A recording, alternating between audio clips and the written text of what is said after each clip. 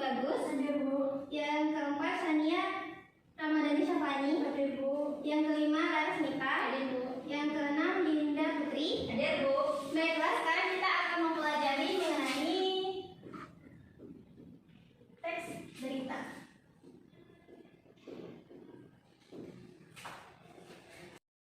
Baiklah, mengenai teks berita, siapa di sini yang tahu apa itu pengertian teks berita? Saya, Bu. Ya, silakan ya. Teks berita adalah teks yang melaporkan kejadian, peristiwa, atau informasi mengenai sesuatu yang telah atau sedang terjadi. Terima kasih kepada Novia. Selanjutnya, siapa yang di sini tahu mengenai jenis teks berita?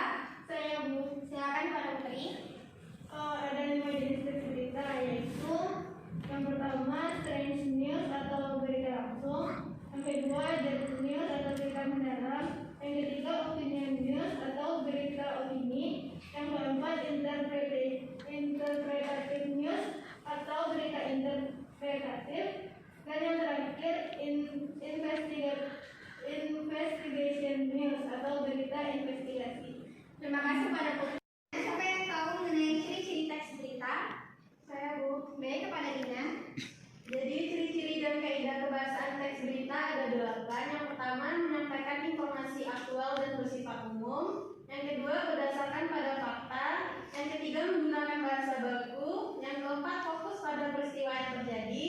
Dan yang kelima, menggunakan verba pewarta yang berisi kalimat memberitahu informasi.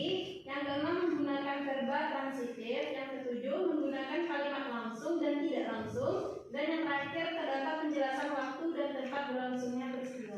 Terima kasih kepada Dina. Selanjutnya, siapa yang tahu mengenai struktur teks berita? Saya, Bu. Baik, kepada Dinda. Baik, untuk struktur teks berita itu ada 3. Yang pertama judul, yang kedua adanya syarat, dan yang ketiga adanya tubuh. Terima kasih kepada Dinda. Selanjutnya, siapa yang tahu mengenai unsur-unsur teks berita? Saya, Bu. Baik, pada Laras, silakan. Unsur-unsur teks berita itu ada 5W tambah 1H. Yang pertama, who, what, where, why, when, dan how, atau yang dikenal dengan adik simba. Apa, siapa, di mana, mengapa, dan bagaimana. Baik, terima kasih kepada anak-anak semua yang sudah menjelaskan. Untuk lebih rinci dan jelasnya, saya akan menampilkan slide PPT beserta dengan penjelasannya. Teks berita kelas 8 semester ganjil.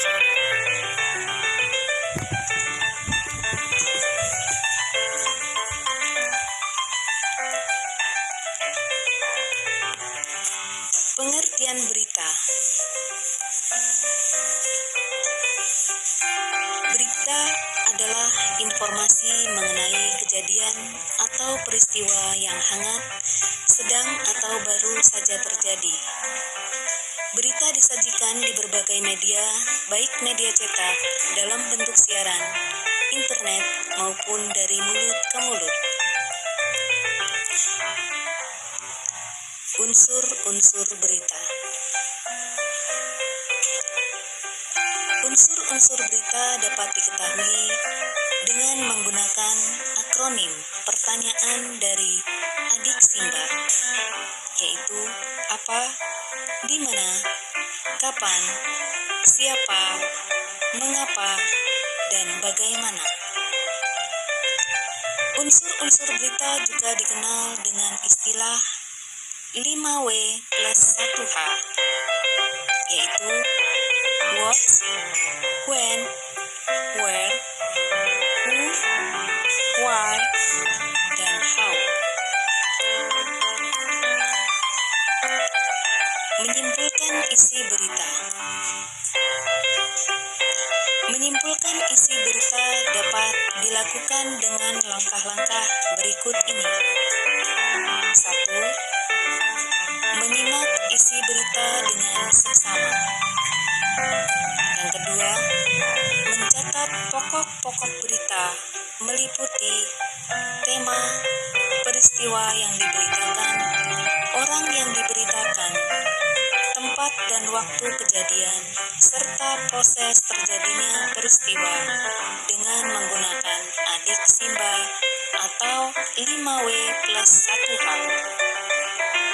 Langkah yang ketiga, yaitu menyusun pokok-pokok berita dalam kalimat berita yang membentuk paragraf. Jenis-jenis berita.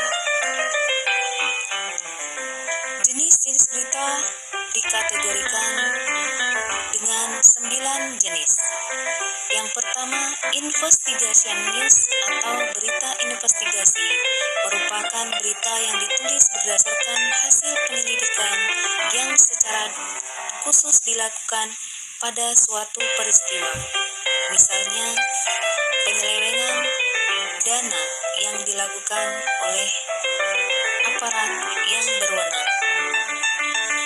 Jenis berita berikutnya yaitu straight news, yaitu berita langsung yang ditulis secara ringkas, lugas, apa adanya dan biasanya berisi informasi terkini mengenai suatu hal atau peristiwa.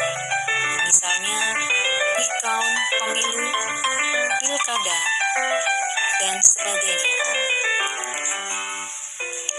Jenis berita yang selanjutnya, feature story, yaitu penulis mencari fakta yang menarik pembaca.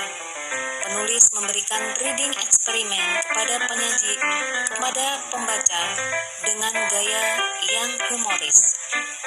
Misalnya, cerita perjalanan, kuliner, dan sebagainya.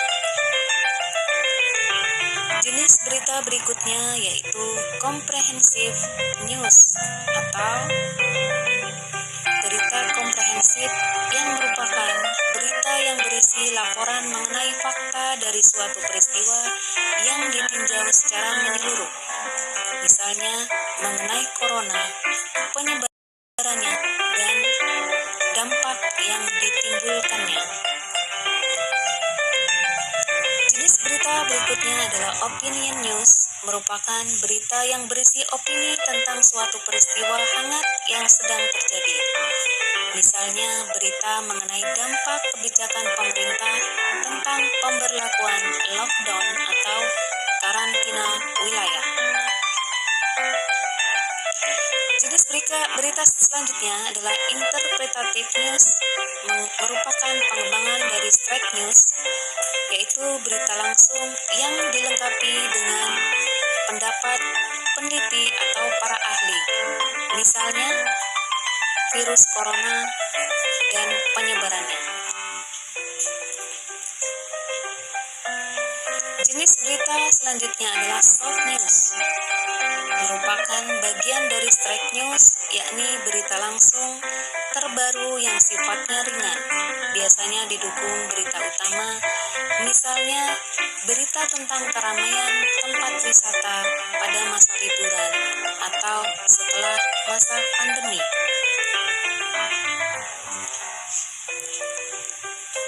Jenis berita berikutnya yaitu deep news, disebut juga berita mendalam, yaitu menyajikan berita yang berisi ulasan mengenai suatu peristiwa. Misalnya hilangnya seorang anak yang ternyata diculik oleh ibu tirinya dan ditemukan sudah tewas. Mau Shopee Pay total 12 miliar dan iPhone 13 Pro? Shopee Tanam edisi 12-12 birthday sale. Siram terus tanamanmu dan ajak teman-temanmu agar lebih cepat panennya. Dapatkan Ciri-ciri berita. Adapun ciri berita yang pertama adalah aktual,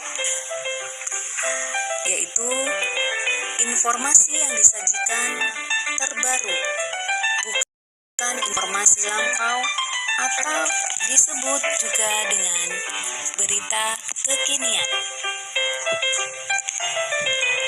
Ciri berita yang selanjutnya yaitu faktual, yaitu informasi yang benar-benar terjadi dan dapat ditelusuri kebenarannya.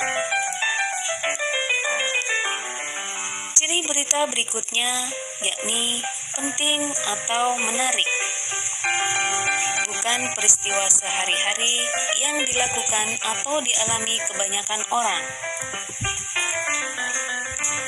Ciri berikutnya kronologis atau alur peristiwa disajikan secara secara runtut berdasarkan adik Simba atau 5W plus 1H. Ciri berita berikutnya bersifat objektif. Artinya, informasi yang disajikan tidak memuat pendapat atau opini pribadi yang bersifat subjektif. Yang terakhir,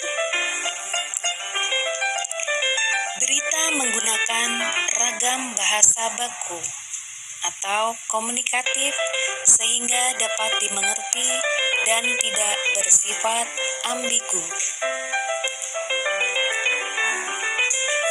Struktur berita.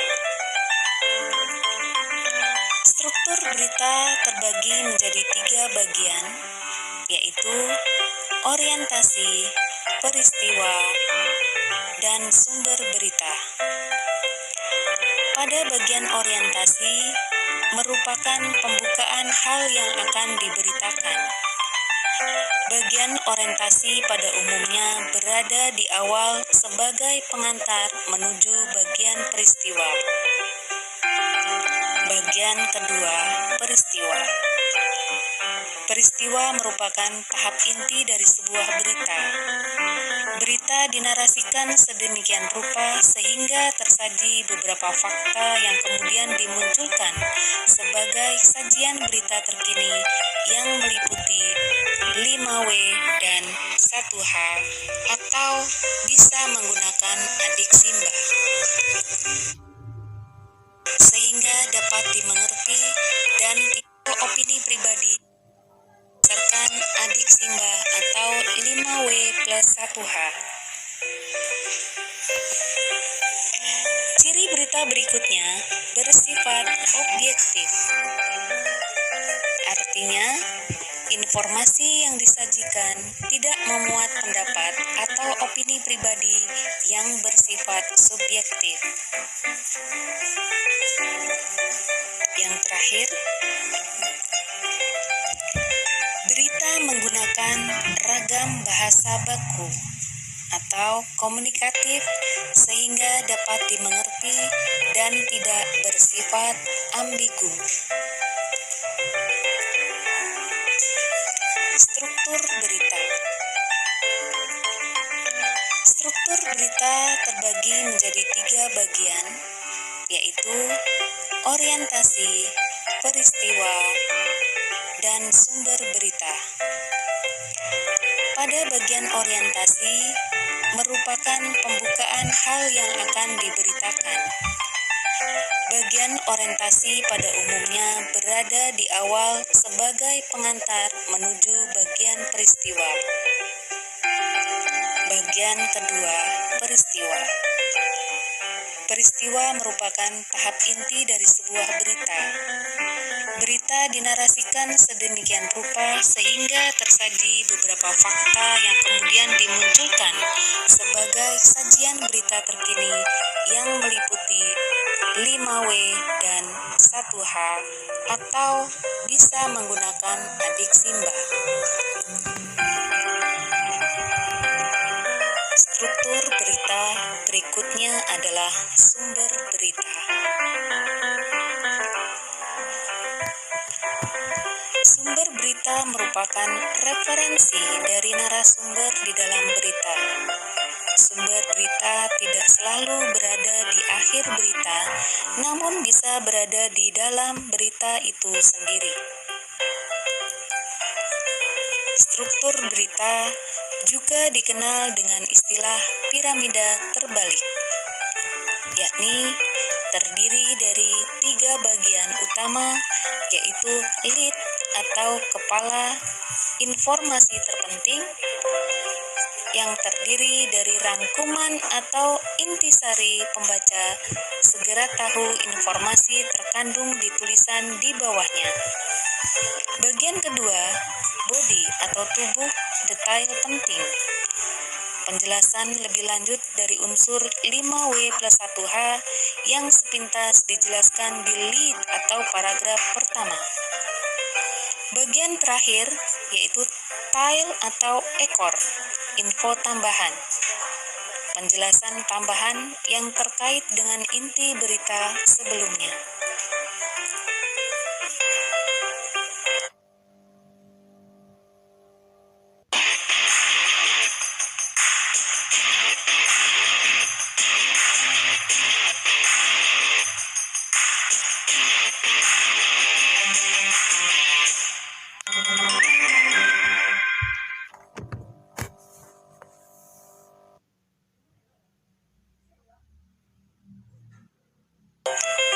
Kaidah kebahasaan.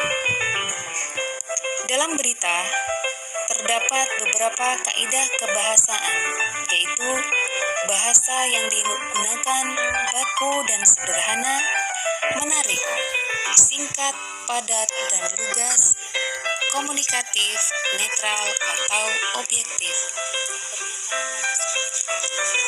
Yang kedua, menggunakan kalimat langsung untuk mengutip pernyataan narasumber yang ditandai dengan tanda petik 2 dan disertai keterangan penyertanya.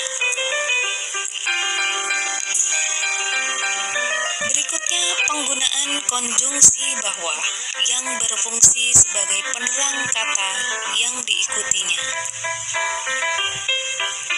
Penggunaan konjungsi temporal atau penjumlahan, misalnya kemudian, sejak, setelah, awalnya, dan akhirnya. Kemudian kaidah kebahasaan berikutnya menggunakan kata kerja mental, yakni kata kerja yang terkait dengan hasil pemikiran, berasumsi, berkesimpulan, dan berpraduga. Yang terakhir, penggunaan fungsi keterangan waktu dan tempat. Langkah-langkah menulis berita. Adapun langkah-langkah menulis berita, yang pertama, menentukan sumber berita, yakni narasumber yang akan diwawancarai. Yang kedua, mendatangi sumber berita atau menentukan narasumber yang akan diberitakan. Yang ketiga, mencatat fakta-fakta penting yang ada di lapangan dengan menggunakan 5W+1H.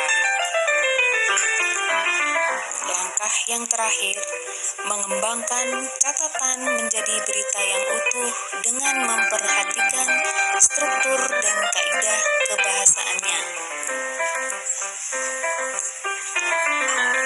Contoh berita. Berikut ini disajikan sebuah berita yang dikutip dari mesinpos.co.id, Martapura, liputan Milna Sari.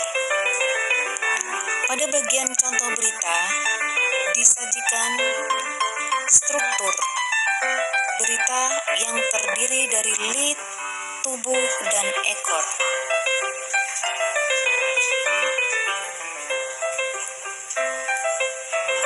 Yuk kita berlatih soal. Latihan 1. Bacalah satu berita baik dari media cetak maupun media elektronik atau online dengan cermat.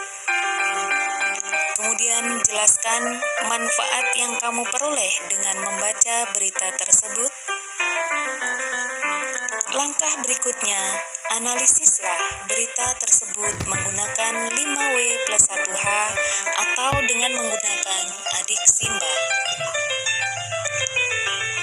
Pertanyaan berikutnya, jelaskan bagian-bagian struktur berita dengan konsep piramida terbalik dengan menyertakan paragrafnya. Jika kalian sudah menyelesaikan latihan 1, kumpulkan tugasmu melalui Google Classroom di kelas Bahasa Indonesia yang telah dibuat oleh guru mata pelajaran. Setelah penayangan materi dan penjelasan tadi, saya akan menampilkan video berita. Silakan dipahami dan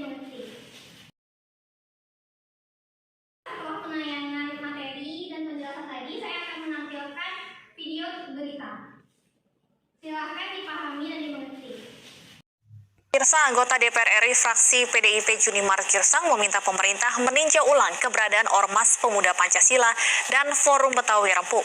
Hal ini menyusul bentrokan yang melibatkan dua ormas tersebut di Ciledug, Tangerang, Banten beberapa hari lalu.